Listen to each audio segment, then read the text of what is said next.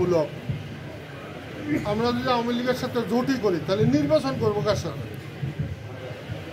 BNP নির্বাচনে নাই, জাতীয় পার্টিও টানাটানি করতেছে, আমরাও আওয়ামী লীগের সাথে যে যদি জোট বাঁধি মানুষ ভোট দিবে কাকে? মানুষ যদি ভোট দেওয়ার জায়গা থাকবে না। সেই জন্য এই প্রশ্নটা কিন্তু খুব সুন্দর হলো না এই প্রেক্ষাপট। নির্বাচন এককভাবে আপনার দল?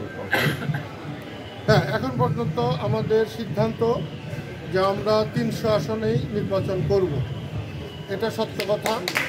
এখানে বহু মানুষ আছে বড় রংচম দিয়ে কথা বলে, কথা বাড়িয়ে বলে।